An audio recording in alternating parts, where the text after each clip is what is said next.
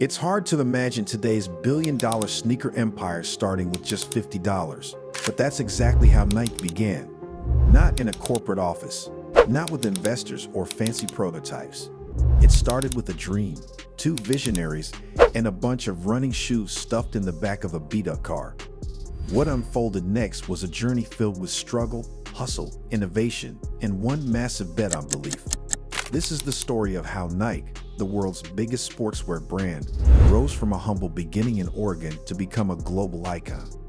Phil Knight's crazy idea, a college paper that sparked a revolution. Long before Nike was born, a young Phil Knight was just a curious business student at Stanford. While working on a class assignment, he pitched what seemed like a wild idea.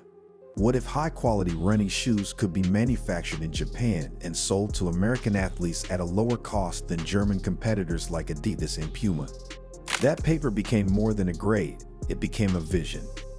After graduation, Nike couldn't shake the idea, so in 1962, with only $50 in his pocket, he flew to Japan and met with executives from Onitsuka Tiger, now ASICS. He pitched himself as a U.S. distributor and convinced them to let him sell their shoes. That bold move was the seed of what would become a global empire. When the first shipment arrived, he started selling them from the trunk of his Plymouth Valiant. Imagine pulling up to a high school track meet and buying sneakers out of someone's car. That's how Nike started. Let that sink in. The power of two. Phil Knight meets Bill Bowerman. Behind every great founder is someone who believes in the mission just as much, if not more. Enter Bill Bowerman, Phil Knight's former track coach at the University of Oregon. Bowerman wasn't just a coach, he was an innovator, obsessed with improving performance through better equipment. When Knight approached him about distributing running shoes, Bowerman didn't just say yes, he became his partner. They split the new company 50/50s and called it Blue Ribbon Sports. Bowerman's obsession with making lighter, faster shoes was pivotal. He began experimenting, sometimes by tearing apart existing shoes or using unusual materials. Famously, he poured rubber into his wife's waffle iron to create a new sole with better traction. That waffle sole would one day become iconic. This partnership of business brain and athletic innovation laid the foundation for what would later become Nike. Without Bowerman's input, Nike might have just been another reseller, but with him, it became a brand driven by performance. Waffle iron to world domination. That's how creative this team was. Ever had an idea that felt crazy, but maybe genius? Drop it in the comments. Selling from the trunk, the hustle years. Blue Ribbon Sports was a side hustle before side hustles were cool. Phil Knight had a full-time job as an accountant while driving around the Pacific Northwest on weekends, selling shoes at track meets, schools, and gyms, straight from the trunk of his car. There were no online orders, no fancy storefronts, no marketing budget. Just belief in the product and relentless effort. Each sale helped pay for the next batch of inventory. Knight's customer service was personal. He built relationships with athletes, coaches, and local running communities. Word began to spread. People loved the shoes and appreciated the personal touch. The grind was real. Long hours, tight margins, endless travel. But that grassroots, boots-on-the-ground approach gave the company insight no big brand could replicate. They knew what athletes needed because they were there listening. Those early days of trunk sales were not glamorous, but they built something far more valuable than money. They built trust. Think about it.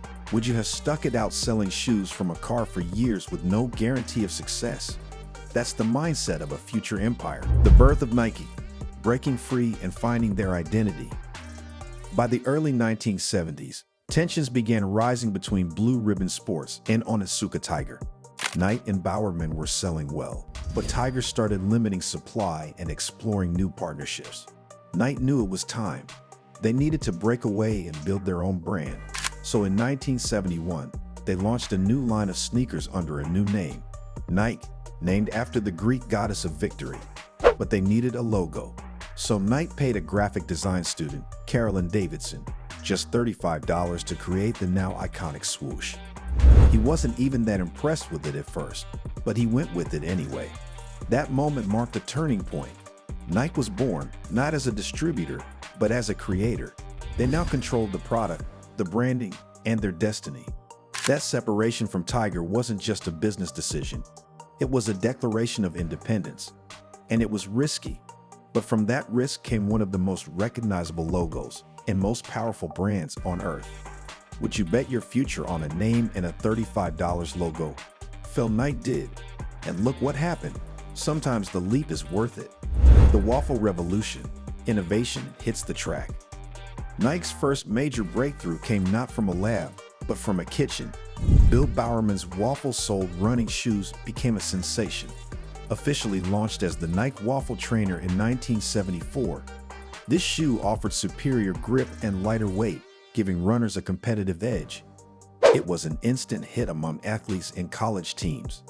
Nike wasn't just another shoe company, they were solving problems. They were giving athletes tools to go faster, jump higher, and perform better. That focus on innovation became part of the Nike DNA. And it wasn't just about performance. The Waffle Trainer also looked cool. It started catching the eyes of casual wearers. Slowly but surely, Nike was crossing over from pure athletic gear into a cultural movement. Performance plus style. That's how you build something that lasts. The waffle sole wasn't just rubber, it was the foundation for Nike's future dominance. Ever owned a pair of waffle-soled Nikes? You were literally walking on history. That one idea helped Nike leap past its rivals. Endorsements and air, the marketing game changer. By the late 70s, Nike was doing well, but their real explosion came in the 1980s. That's when they discovered the secret sauce, athlete endorsements.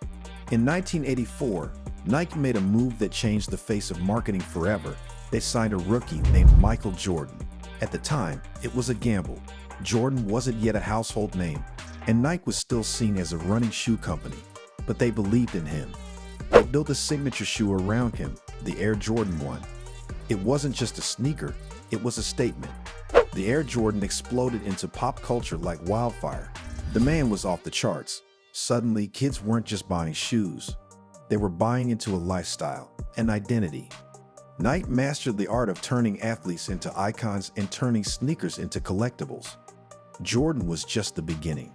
From Serena Williams to Tiger Woods to Cristiano Ronaldo, Nike built an empire by aligning with greatness. They weren't just selling gear, they were selling dreams. Who was your first favorite Nike athlete? Jordan? Kobe? Let's hear it in the comments. These legends made Nike more than just a brand. They made it a movement. Dominating sports and culture, from courts to streets. Nike's genius wasn't just in sports, it was in culture. Their shoes became a status symbol, their ads became iconic, and their slogans, like "Just Do It," became part of everyday language. That 1988 "Just Do It" campaign wasn't just a catchphrase, it was a mindset. It told people to go for it, to believe in themselves, and to push past doubt. And it resonated across generations. Nike found a way to merge athletic performance with emotional power. They built products athletes loved and campaigns everyone felt. And with every drop, every new tech, and every collab, whether with athletes or fashion designers, they pushed the boundary of what a sportswear company could be. Nike was no longer just a brand for runners. It became the brand for doers, for dreamers, for rebels, for anyone chasing greatness. Their shoes and apparel were just the vehicle. What did they really sell? Belief. Nike's journey from a $50 side hustle to a multi-billion-dollar empire wasn't built overnight. It took guts, grit, and a ridiculous amount of faith. Phil Knight didn't know if it would work. He just believed in the product, in his team, and in the dream. Selling shoes out of a trunk, experimenting with waffle irons, breaking off from bigger brands, and betting everything on an unknown rookie. Nike's story is the ultimate underdog tale. But here's the kicker. This isn't just a story about sneakers. It's a story about what's possible. About turning ideas into impact. About daring to start small and think big. Nike wasn't born in a boardroom. It was born in the grind. If this story fired you up, tell us your favorite Nike moment in the comments and hit that follow button, because we've got more inspiring origin stories coming your way. Who knows? The next great brand could be starting in someone's garage right now, or maybe even in your trunk.